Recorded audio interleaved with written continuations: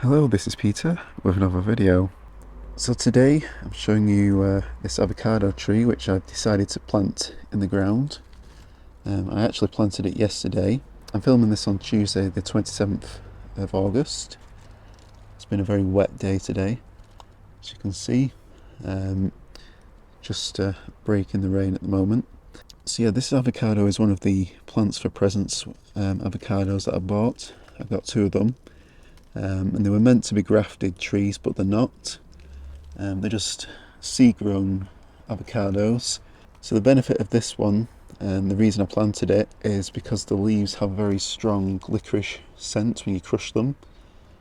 So that means it's quite likely to be a Mexican type, which is one of the hardier types of avocado. There's no way of knowing exactly how cold hardy this particular plant will be, other than actually testing it. But yeah, I've had this plant outside pretty much since I got it, and I left it in a pot more or less in this location here, but I hadn't planted it at that point. And initially burnt, some of the leaves that were on it got burnt, but it has since flushed out all this new growth here. I think most of these leaves you can see are actually new. There's only a couple of really old leaves here, and the rest are all new growth this summer.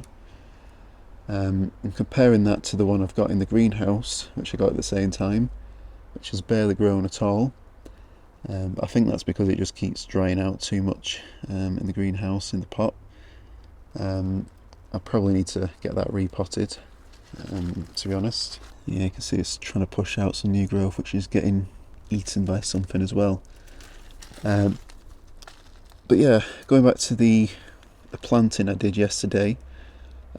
So what I did is I raised it up above the grade of the soil.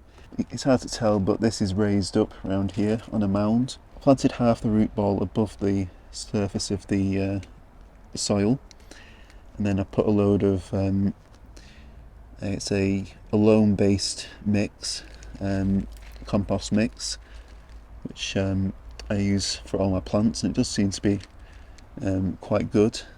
The drainage in my garden is actually pretty good, especially in this area. I've never had a problem with standing water in my garden, thankfully. I'm also hoping that raising it above the ground level will also help ensure it has a better chance of surviving over winter, preventing root rot. So the reason I've decided to plant this avocado here, even though I'm in the northwest of England, which is probably not the best location for trying this out in. Obviously it's not as mild as you get down in the southeast, but we still do have very mild winters, at least for our latitude anyway. But the reason I wanted to have a go at this is because I was encouraged by the clementine tree which I planted in ground last year. I will do a separate update on that clementine tree as well in the coming weeks, because there's a little bit more to show on that. But yeah, that encouraged me to have a go at planting this in the ground. I will be protecting it.